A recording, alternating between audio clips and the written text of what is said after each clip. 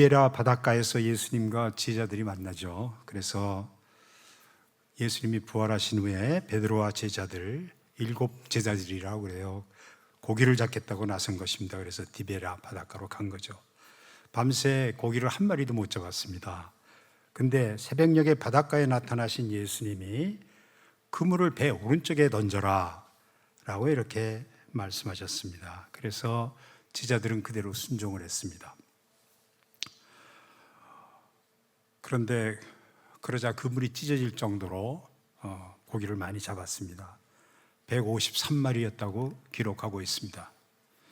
그 경황에 누가 세웠는지 잘 모르지만 아마 잡은 고기를 7사람이 논아갖기 위해서 자세히 세어보았을 것이라는 말도 있습니다. 바닷가에 서서 말씀하시던 분이 예수님이신 것을 안 것은 눈치도 빠르고 굉장히 민첩한 요한이었죠. 그가 예수님이다 라고 하자 베드로는 좌우고 우면하지 않고 바다로 뛰어들었습니다. 그래서 예수님과 제자들은 만났고 한자리에 앉아서 예수님이 차려주시는 아침을 잘 먹었습니다. 오늘 살펴보고 싶은 장면은 바로 그 다음입니다. 우리가 오늘 읽었습니다만 성경 본문 요한복음 21장 15절부터 17절 그리고 19절의 하반절입니다. 하반절에 이렇게 나오죠. 베드로에게 이르시되 나를 따르라 하시니, 그것이 오늘의 본문입니다.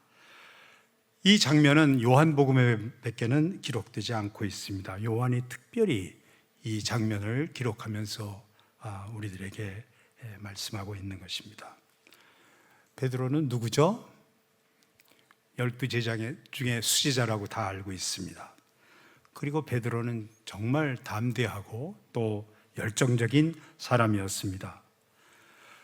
그러나 뭐니 해도 베드로의 하이라이트는 예수께서 너희는 나를 누구라고 하느냐라고 물었을 때 그의 대답입니다. 주는 그리스도시요 살아계신 하나님의 아들이시니다 라고 거침없이 대답한 대목일 것입니다. 정말 감동적이죠. 예수님도 너무나 기뻐하셨습니다. 그래서 그 다음에 예수님이 이어지는 그 흥분의 축복과 당부의 말씀은 이루 말할 수도 없죠. 하늘에서 내가 땅에서 보면 하늘에서도 매일 것이고 내 위에다가 이 교회를 짓겠다. 예수님의 그 축복과 기대와 그런 것들이 넘쳐납니다. 그러나 베드로는 사실 헛발질을 서슴지 않고 했던 사람이죠. 변화산에서 분위기도 잘 파악하지 못하고 초막 셋을 짓겠다고 나선 것도 베드로였죠.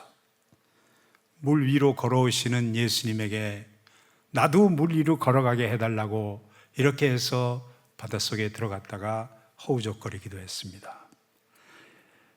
예수님이 자신이 십자가에서 죽으실 것을 예고하였을 때 안 된다고 강력하게 나섰다가 사탄아 내 뒤로 물러가라 라고 야단도 맞았습니다. 그리고 그는 모두 주를 버릴지라도 나는 주님을 절대로 버리지 않겠다고 큰 소리도 쳤죠.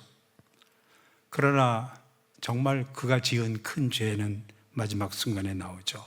대표적인 것이 예수 그리스도를 3번이나 부인한 것입니다. 저쪽에 예수님이 십자가를 지시기 직전인데 이쪽에서 베드로는 3번이나 부인하셨습니다. 그들이 아침을 먹은 후에 예수님과 베드로의 대화가 시작이 됩니다. 우리가 읽은 대로 예수께서 시몬 베드로에게 요한의 아들 시몬아 내가 이 사람들보다 나를 사랑하느냐라고 묻습니다. 그러니까 베드로는 거침없이 대답하죠. 예, 그렇습니다. 내가 주님을 사랑하는 줄 주님께서 아십니다 라고 대답하죠. 거기에 대해서 주님께서 이르시되 내 어린 양을 먹이라 라고 말씀하십니다. 예수님과 베드로의 대화는 3번이나 거의 비슷하게 반복이 됩니다. 설교자들이 그때 첫 번째 사랑은 뭐고 두 번째 사랑은 뭐고 내 양을 먹이라를 3번 했던 것에 대해서 해석을 가하기도 하지만은 그럴 생각을 저는 없습니다. 이렇게 똑같은 이야기, 똑같은 대화가 3번 반복된 것입니다. 왜 이렇게 3번 반복되었을까? 예수님의 명령을 베드로에게, 아마 요한은 베드로에게뿐만 아니라 거기 예수님께서는 그 동석한 7명의 제자들에게도 알려주시기 위해서, 각인하기 위해서 그러셨지 않았나 생각이 됩니다. 그리고 요한이 요한복음에서 이것을 기록하면서 3번을 반복한 것도 독자들에게, 그리고 오늘 이 시간 우리들에게 깊은 인상을 남기려고 한 것이 아닌가 싶습니다. 그래서 예수님의 이 질문, 내가 나를 사랑하느냐? 라고 한 질문은 이 시간 우리가 나는 진정 예수를 사랑하는가? 나는 진정 예수의 제자인가? 를 생각할 기회를 갖게 하는 것입니다.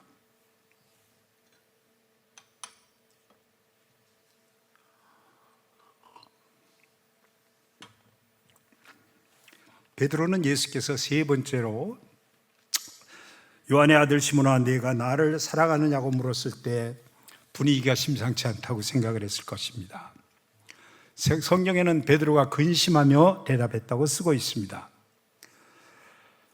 그는 그 시점에서, 그 순간 예수님이 십자가에 달리셨을 때, 달리시던 날 예수님을 3번 부인했던, 배신했던 자신의 죄를 또 올렸을 수도 있습니다. 그래서 예수님이 그를 배은망덕했다고 신랄하게 비판하실 것이 아닌가 하는 그런 걱정도 있을 수가 있습니다. 그리고 가장 중요한 것은 자기 자신도 내가 주님을 사랑합니다라고 얘기하지만 자기 자신도 진짜야? 라는 그런 의심도 했을 수도 있습니다. 그러나 예수님은 아무것도 묻지 않으셨습니다. 베드로에게 네가 진짜 회개했어? 눈물을 흘렸어? 회개 금식 기도는 한 거야? 라고 힐난하지 않으셨습니다. 그 대신 예수 그리스도가 하신 말씀은 단 한마디입니다. 네가 나를 사랑하느냐? 이 말씀 가운데 저는 베드로의 모든 죄악이, 모든 잘못들이 다 용서되었다는 것이 포함되어 있을 뿐만 아니라 베드로의 잘못된 것을 지적은커녕 기억도 안 하신다는 그런 내용이 그 내가 나를 사랑하느냐라는 말에다 포함됐다고 저는 믿습니다. 그러나 이 대화에서, 베드로와 예수님의 대화에서 예수님의 진정한 관심은 베드로가 진짜 나를 사랑하는 거야? 그거를 확인해서 3번씩이나 물으신 것 같지는 않습니다. 예수 그리스도의 시선은, 예수 그리스도의 관점은 길 잃어버린 양떼들, 자기가 사랑하는 그 갈 곳을 몰라 하는 양떼들을 향하지 않았을까 하는 생각을 합니다. 그래서 그에게, 베드로에게 묻는 질문은 네가 과연 내 양떼를 먹일, 양육할 자격이 있는 사람이야? 그런 의지가 있는 사람이야? 라는 것을 테스트하는 것이 아닌가 하는 생각이 듭니다. 왜냐하면 예수님을 진정으로 사랑하지 않으면 예수님이 사랑하는 그 양떼들을 먹일 수가 없기 때문입니다. 예수님을 진심으로 사랑하지 않는 사람은 사람의 영혼을, 오늘도 마찬가지죠. 사람의 영혼을 사랑할 수가 없는 이유입니다. 베드로는 내가 주님을 사랑하신 줄 주님께서 아시나이다 라고 고백합니다. 이렇게 3번째 확인 절차가 끝난 다음에 예수님은 베드로에게 나를 따르라 19절에 합격증을 주신 것입니다. 그렇다면 이 대화 속에서 내 어린 양을 먹이라, 내 양을 치라, 내 양을 먹이라 라는 말은 과연 무슨 뜻일까요? 내 어린 양을 먹이라는 말은 그들을 가르치라는 말입니다. 여기서 램과 sheep의 차이입니다. 어린 양, 처음에는 램이었죠. 어린 양을 먹이라고 그러셨습니다. 그래서 그들을 가르치라는 말입니다. 영혼의 양식인 복음을 가르치고 먹이라는 것입니다.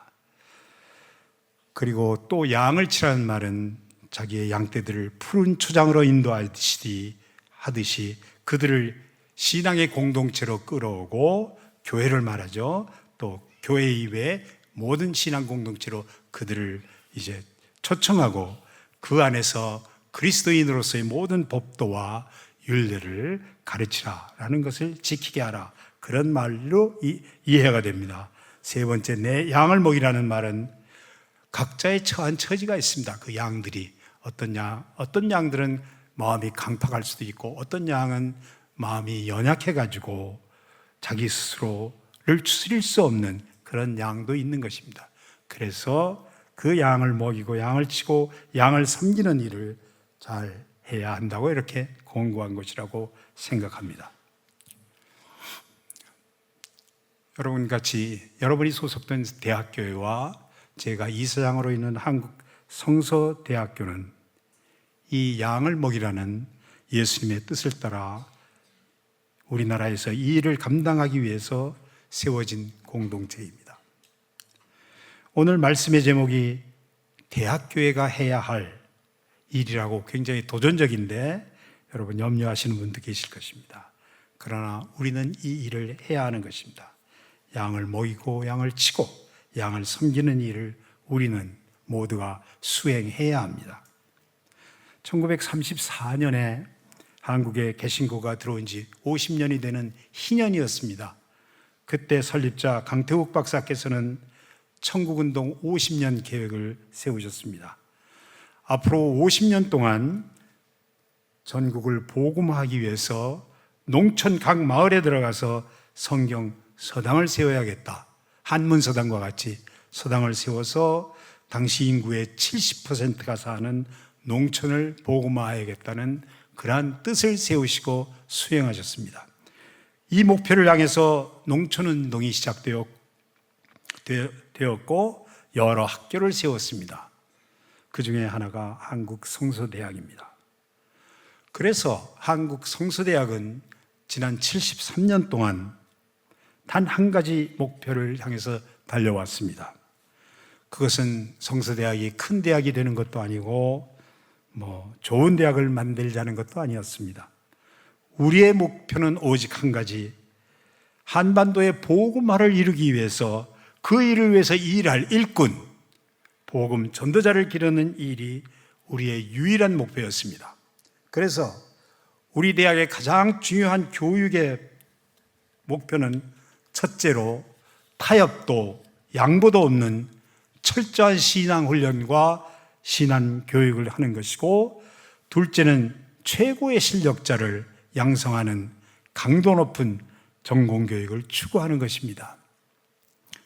자신의 분야에서 최고의 실력자가 아니면 그가 전하는 복음은 설득력이 없다라고 다구치면서 교육하고 있습니다.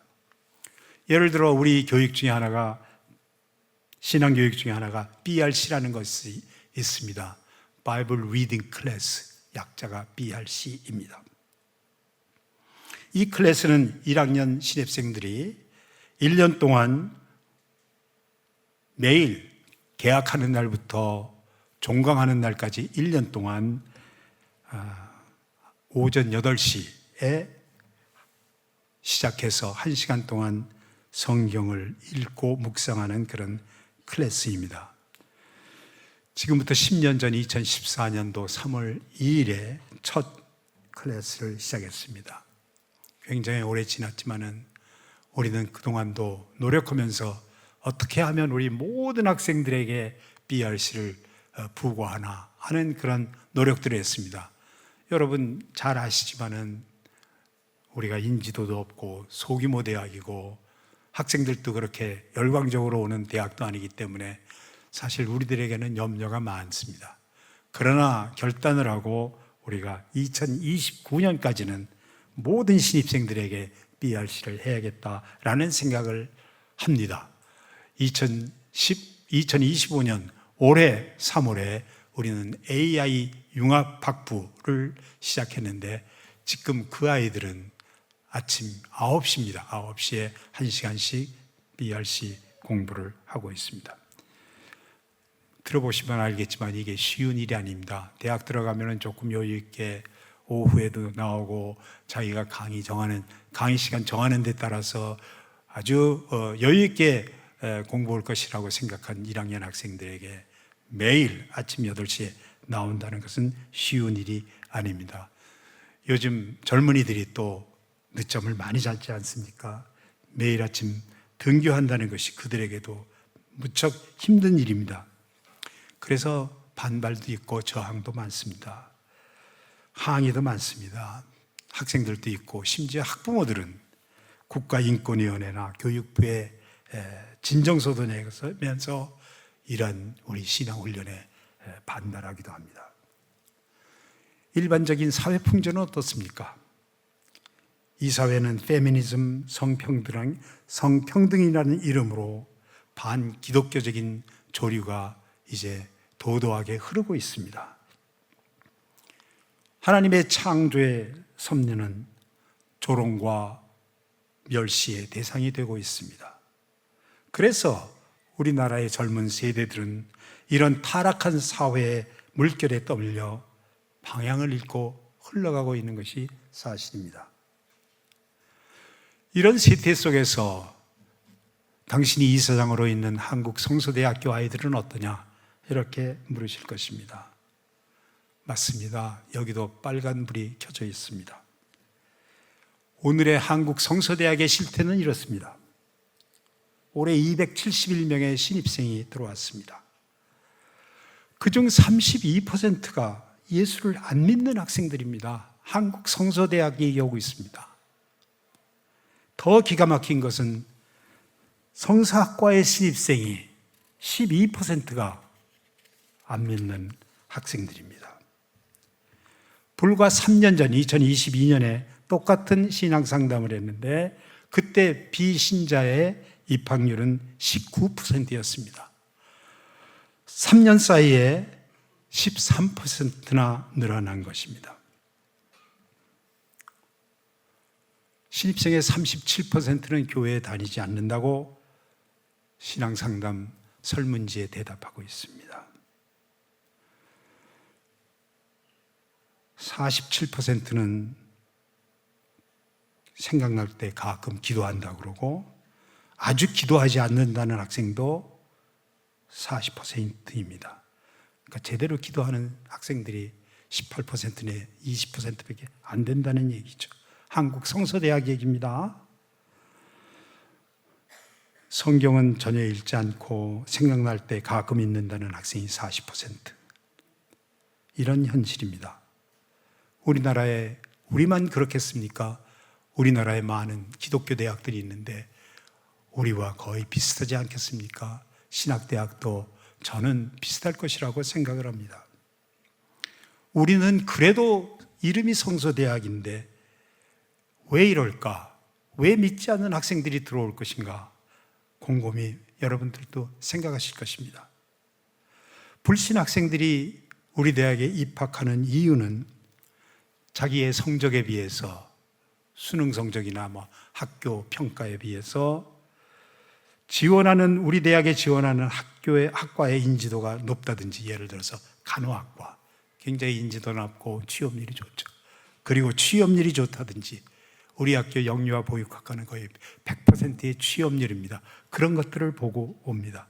그리고 우리 대학이 인서울이다라는 그런 요인들이 그들로 하여금 한국 성서대학교를 지원하고 들어오게 하는 겁니다. 물론 들어올 때 우리가 인터뷰를 하면서 면담을 하면서 면접을 하면서 예수 믿는지 여부를 직접적으로는 물어볼 수가 없습니다. 교육부의 제약 때문에. 그러나 우리는 여러 가지 방면으로 그 아이들이 예수를 믿는 아이들인지를 이제 테스트합니다. 대부분의 그 신입생들은 벌써 다 어디서 얘기를 듣고 와서 이제 거기에 맞는 대답들을 우리에게 하기 때문에 우리가 그런 학생들을 뽑을 수밖에 없다는 것입니다. 그래서 요즘 대학 선택은 소위 가성비를 고려하는 그러한 세상이 되었습니다. 불신 학생이 늘어나자 걱정이 돼서 우리 대학에서는 3년 전부터 전도 집회를 시작했습니다.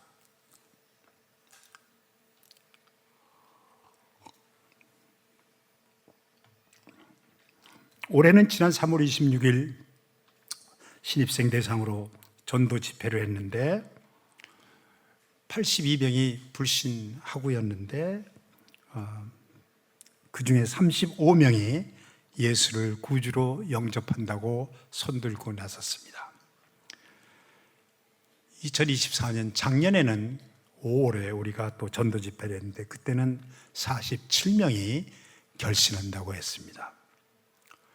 3년 전 2023년 우리가 전도 집회를 해서 예수 그리스도를 앞으로 이제 초청을 했는데 그때는 88명이 주님 앞으로 나왔습니다. 지난 3년 사이에 170명이 주님 앞에 손들고 나온 것입니다. 이사장의 고민은 사실은 그 다음부터입니다. 과연 지금 이 170명은 어떻게 하고 있을까? 뿌리는 잘 자라고 있나? 누군가가 물은 계속 주고 있나? 김은 매나? 비료는 주나? 어떻게 자라나? 예수 그리스도께서 비유하신 씨 뿌리는 비유의 1, 2, 3 생각을 하지 않을 수가 없는 것입니다. 그래서 오늘 아침 제가 성서대학교가 해야 할 일이라는 그러한 제목을 가지고 여러분 앞에 감히 요청을 드리는 것입니다. 이곳이 여러분의 사역지가 아닌가? 라고 말씀드립니다. 한국 성서대학교가 성서대학의 사역지다. 170명, 3년 사이에 170명이라는 그 영어는 적은 숫자가 아닌 것입니다. 상담에 응하지 않은 아이들도 많이 있습니다. 그 아이들도 다 예수 믿지 않는 학생들이고 예수 믿지 않는 학생들이 더욱 많을 것입니다. 여러분 속으로는 그건 뭐 대학에서 알아서 할 것이지 이사장이 왜 이런 일을 교회에다가 또 맡기려고 하느냐고 생각하실지도 모르겠습니다. 그래요, 맞습니다. 제 책임입니다. 저희들의 책임입니다. 근데 해야 할 일에 비해서 대학의 사정은 턱없이 열악합니다. 우리의 신앙훈련과 신앙교육의 업무량은 엄청난 데 비해서 전담부서인 교목실 인원은 3명에 불과합니다. 돌봐야 할 학생은 휴학생을 포함해서 1,300명이고 교직원이 120명에 달합니다. 교목실은 매일 아침 직원 기도회를 인도해야 되고 12시마다 이 자리에서 꽉 채운 학우들의 매일 예배를 인도해야 하는 그러한 부담이 있습니다. 그리고 수요일 날에는 정교성을 데리고 나가서 노방전도를 해야 되고 교목실에 하는 일들을 말씀드리는 겁니다. 그리고 사경회, 부흥회를 철저히 해야 되고 우리가 성서대학이니까 모든 행사에 예배가 제일 처음에 시작된 모든 행사에 그 예배를 지원해야 하는 그러한 부담이 있습니다. 모든 학생들을 신앙 상담을 해야 되고 신입생은 특별히 상담을 해야 됩니다. 얘네들이 신앙 상태가 어떤지 알아야 우리가 지도를 할 수 있기 때문에 졸업반이 되면 우리가 신앙 상담을 합니다. 정말 얘네들 예수 믿고 나가는 거야? 정말 복음 전도자가 된 거야? 라는 확인을 하지 않을 수가 없어 또 신앙 상담을 합니다. 일이 미어 터지는 것입니다. 엄청난 업무량입니다. 한 교회에서 하는 일보다 훨씬 많은 일들을 3분의 교목실에서 하고 있습니다. 물론 다른 교수님들이 많이 돕기는 합니다. 양떼들을 돌보고 양떼들을 양육할 손이 부족한 사실인 것입니다. 이제 왜 제가 성서대학교회가 우리 대학교회가 해야 할 일에 대해서 오늘 말씀을 드리지 않을 수 없는 이유를 혹시라도 느끼셨을지 모르겠습니다. 사랑하는 교우 여러분, 여러분의 지근거리에 사탄에게 끌려 죽음으로 내몰리는 젊은 영혼들이 있다는 사실을 직시해 주시기 바랍니다. 멀리 가서 이방 사람 구하라는 것이 아닙니다. 길거리에 나가 전도지 들고 노방전도 해달라는 것도 아닙니다. 바로 옆에, 여러분의 바로 옆에 꽃도한 젊은이들이 여러분의 손길을 기다리고 있다는 사실을 호소하기 위해서 이 자리에 왔습니다. 대학교회가 그러지 않아도 대학에 막대한 재정적 지원을 하고 있다는 것을 저는 잘 알고 있습니다. 항상 감사하고 있습니다. 그러나 지금 우리 대학은 예수 믿기로 작정한 학우를 보살필 AS할 그런 인력이 필요하고 일꾼이 필요합니다. 그래서 대학교회가 교목실과 연계해서 새로 믿기로 작정한 젊은이들을 도울 성서교회 선교팀을 구성해서 파송해 주셨으면 감사하겠다라는 요청을 드리는 것입니다. 우리 대학의 학우들, 특히 믿지 않는 학우들은 사랑에 굶주려 있습니다. 위로에 굶주려 있습니다. 칭찬에 굶주려 있습니다. 교우 여러분들은 많은 것들을 줄 수가 있습니다. 그리고 이들은 한국 성서대학이라는 어망 속에 갇혀 있기 때문에 무슨 투망식 전도하기 위해서 길거리에 나가서 찾을 필요도 없습니다. 이 안에 있고 누군지 확실합니다. 목표가 확실합니다. 그러니까 얼마나 우리가 공격이라면 안 됐지만 우리가 대상으로 전도하기가 쉽겠습니까? 그러나 아이러니컬하게도 우리 대학에는 내일이 없습니다. 그들이 학교에 머무는 시간은 오늘뿐입니다. 4년이라는 시간은 금방 갑니다. 왔다 하면 갑니다. 그래서 우리들은 오늘 이 일을 해야 합니다. 여러분들의 주위에 이런 젊은이들이 있다는 사실을 기억해 주시기 바랍니다. 그래서 저는 마지막으로 예수님이 던지신 질문을 이제 여러분에게 다시 드립니다. 내가 나를 사랑하느냐? 내 어린 양을 먹이라. 고맙습니다.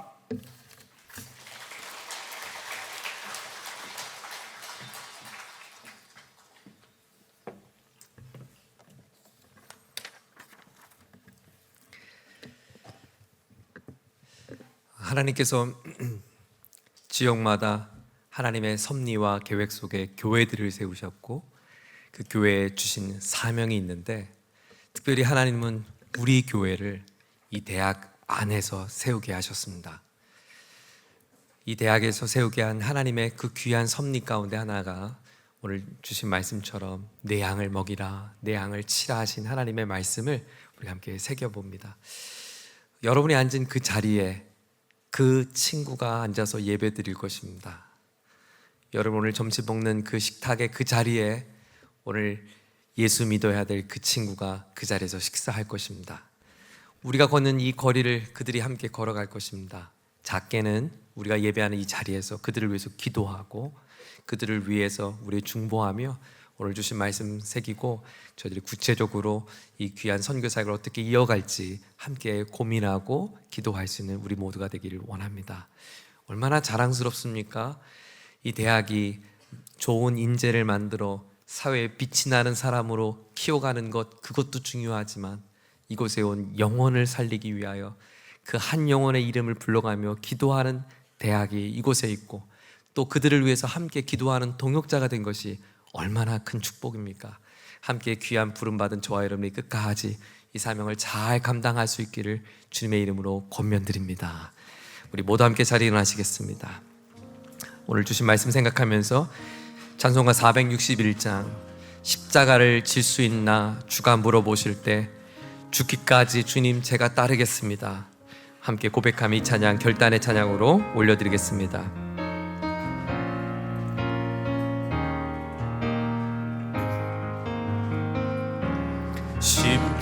십자가를 질 수 있나 주가 물어보실 때 주님 죽기까지 따르오리. 성도 대답하였다.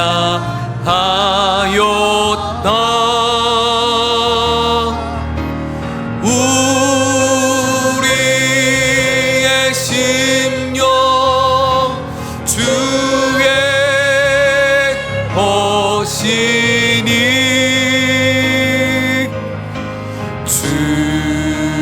주님의 형상 만드소서.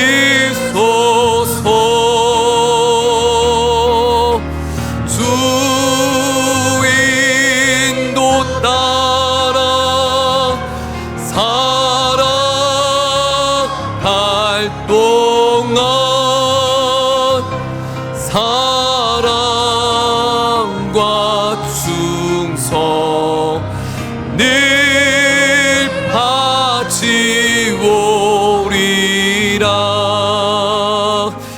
너는 기억하고 있나 구원받은 강도를 그가 회개하였을 때 낙원 허락 받았다. 우리의 심령 주의 것이리.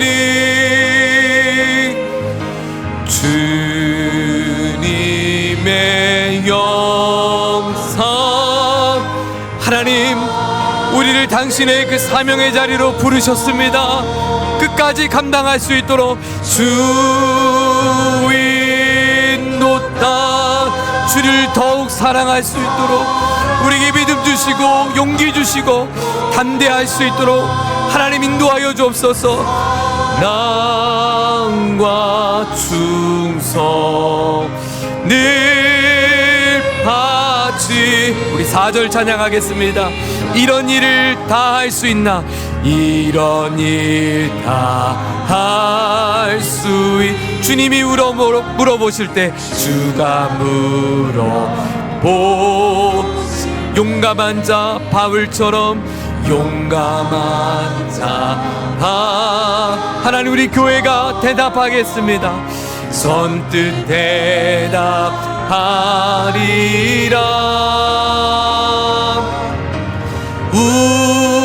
우리의 심령 주의 것이리. 주님의 영상 만들소서. 주님 주 인도 따라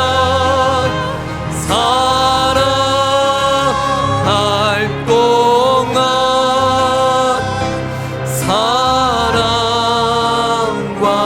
충성 늘 바치오리라. 우리 시간 함께 한음성으로 기도하겠습니다. 하나님 아버지, 우리를 이곳 공동체 가운데 불러주셔서 감사합니다. 함께 한 영혼을 살릴 수 있는 귀한 동역자로 불러서 감사합니다. 우리 교회 주인이 사명 함께 아름다운 동역을 이루어 하나님을 기쁘시게 하는 한 영혼 살리는 일에 쓰임받는 공동체가 되게 하여 주시옵소서. 우리 한번 주여 부르짖고 합심하여 함께 기도하겠습니다. 주여. 하나님 아버지 감사합니다. 우리를 한 영혼을 살릴 수 있는 일에 하나님 귀한 부름 앞에 서게 하시니 감사합니다. 주께서 내 양을 먹이라 하신, 네가 나를 사랑하느냐 말씀하신 주님의 부름 앞에 내 주님, 우리가 아멘하면 순종하겠습니다. 우리가 함께 주의 동역자가 되겠습니다. 영혼을 살리는, 영혼을 건지는 하나님 사람 낚는 어부가 되겠습니다. 우리를 귀한 공동체로 세워주어서 이곳 채플실에서 예배하는 그 영혼, 우리가 기도하겠습니다. 그의 이름을 붙들며 기도하겠습니다. 그가 곤고한 자에 빠졌을 때, 그가 낙심의 자리에 빠졌을 때, 절망에 빠졌을 때, 그가 나락에 빠졌을 때, 죄악 가운데 빠졌을 때 건질 자 누구이냐, 그를 살릴 자 누구이냐 말씀하실 때 주님, 우리가 여기 있습니다. 우리가 사용되어 주기 원합니다. 우리가 건지겠습니다. 우리가 살려내겠습니다.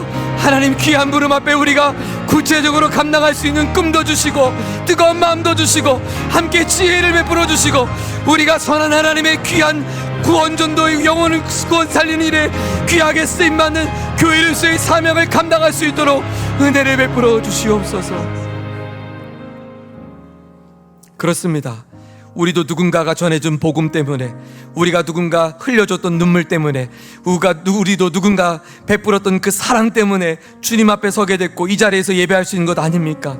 오늘 주신 말씀을 들으면서 저는 강단에서 하나님 앞에 이렇게 다짐했습니다. 하나님, 우리 교회가 그 이름을 부르겠습니다. 우리 교회가 그 아이들의 이름을, 영혼을 부르겠습니다. 대신 울겠습니다. 우려될 영혼 눈물 우리가 흘리겠습니다. 하나님, 우리가 무릎 꿇겠습니다. 이 자리에서 하나님의 은혜를 구하겠습니다. 주님, 갑절의 은혜를 베풀어 주시옵소서. 우리가 이 대학에 가장 먼저 불을 밝히는 새벽재단을 밝히겠습니다. 하나님, 우리가 기도할 때 강의실에서, 연구실에서, 도서관에서, 기숙사에서 하나님 성령의 새로운 바람이 일어나게 하여 주시옵소서. 불같은 주의 은혜가 임하게 하여 주시옵소서. 돌같이 굳어진 그들의 마음이 하나님 무너지는 역사가 있게 하여 주시옵소서. 얼어붙은 심령 가운데 주의 불로 녹여 주시옵소서. 우리가 함께 동역하겠습니다. 지혜를 주시고 선한 역사를 통하여 영광이 되어 주시옵소서.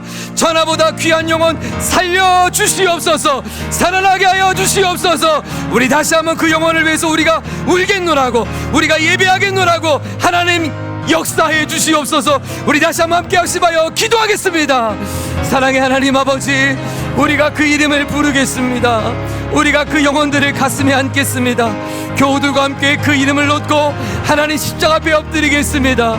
하나님, 주께서 제자들을 곁에 두고 밤이 맞도록 울며 기도하셨던 것처럼, 땀방울이 핏방울이 되도록 기도하셨던 것처럼 내게 맡기신 영혼을 위하여 우리가 함께 기도하겠습니다. 그 기도로 시작하겠습니다. 우리가 새벽에 불을 밝히며 이 강단에서 하나님의 영혼의 구원을 위해 기도하겠습니다. 그 일에 우리 교우들이 깨어있게 하여 주시고 같은 마음을 붙게 하여 주시고 같은 기도의 마음을 일으켜 주셔서 이 일이 주께서 이루시는 역사의 사건이 되게 하여 주옵소서. 하나님 아버지, 우리 이곳에 세우신 목적이 복음 전도이고 이것이 우리에게 세우신 꿈이 한반도 복음화인데, 하나님 아버지, 이곳에 예배하고 이곳에 섬기는 자녀들이 주님을 모른다는 것이 얼마나 탄식되는 일입니까? 하나님 아버지, 우리를 이곳에 귀한 사명을 불러싸우니 이 악한 세대 가운데 하나님 귀한 영혼들을 살려낼 수 있게 하여 주옵소서. 하나님, 그렇습니다. 한 사람의 인생이 바뀌고 민족이 바뀔 수 있는 것은 위대한 학문적 지도자가 나오는 것이 아니라 복음 앞에 붙들린 하나님의 사람이 일어날 때 이 민족이 치유되어지고 변화가 되는 것을 믿습니다. 그 뜨거운 심장을 가진 그들이 각 전문 분야 가운데 최고의 사람들이 되어서 그들의 입술로 삶으로 복음이 증거될 때 곧 하나님의 나라는 우리 가운데 임하게 될 줄 믿습니다. 하나님, 오직 한 영혼이 변화받기를 꿈꾸는 그 꿈으로 세워진 이 대학을 주께서 굽어 살펴 주셔서 이 대학이 주님 오시는 그날까지 한 영혼 살리는 일에 끝까지 매진하며 충성되이 감당할 수 있도록 용기 주시고 힘을 주시기를 원합니다. 하나님, 그 용기에 같이 울 사람이 필요해서, 같이 한 영혼을 끌어안을 사람이 필요해서, 그 이름을 위해서 대신 무릎 꿇을 사람이 필요해서 하나님, 우리를 불러주셨다고 말씀해 주셔서 감사합니다. 내가 사랑하는 내 양을 정말 너도 나를 사랑하는 마음으로 같이 먹일 수 있겠니? 내가 정말 사랑해서 내 아들을 바치어 구원한 이 귀한 영혼을 위하여 함께 동역할 수 있겠니? 베드로를 향했던 질문하셨던 질문 앞에 하나님, 우리가 응답하겠습니다. 네 주님, 저희가 감당하겠습니다. 우리의 인생이 주님의 것입니다. 주님의 형상을 우리를 인도해 주셔서 하나님의 교회의 본연의 사명을 충성되이 감당할 수 있도록 은혜를 베풀어 주옵소서. 하나님의 놀라운 섭리가 있어서 인근 각처의 교우들을 여기에 보내주셨습니다.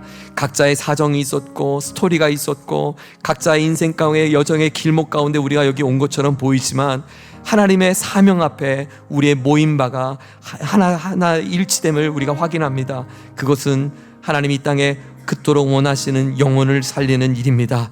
주님, 우리 성서대학교회가 이제 영혼을 살리는 일에 우리가 더욱더 지혜를 모으고 기도하고자 하오니 하나님, 우리를 사용하여 주시옵소서. 교우들을 사용하여 주시옵소서. 이 일의 꿈을 가진 하나님의 사람들을 일으켜 세워 주시옵소서. 하나님, 이곳에 있는 153마리의 귀한 영혼들을 저희들이 살려내겠습니다. 하나님, 우리의 이 사명을 충성되이 감당할 수 있도록 힘을 주시옵소서. 끝까지 감당하여 하나님 영광 올려드릴 수 있도록 한국성서대학교와 우리 교회 또 한국성서선교회를 축복하여 주시옵소서. 주 예수 그리스도의 크신 은혜와 하나님 아버지의 다함 없으신 사랑과 성령 하나님의 함께 하신 은혜가, 한 영혼 살리는 귀한 사명이 우리 교회에 주신 부르심을 기억하고 그 한 영혼을 함께 끌어안고 울기를 다짐하며 그를 위해서 씨를 뿌리고 걸음을 주며 그들을 가르치며 귀한 결실을 맺기를 꿈꾸며 다짐하는 우리 교회와, 그리고 함께 귀한 동역을 이뤄가는 한국성서대학교회와, 그리고 함께 손잡은 우리 많은 지역의 한국성서선교회 모든 공동체 위에 이제부터 영원까지 함께하여 주옵시기를 존귀하신 우리 주 예수님의 이름으로 간절히 축원하옵나이다. 아멘.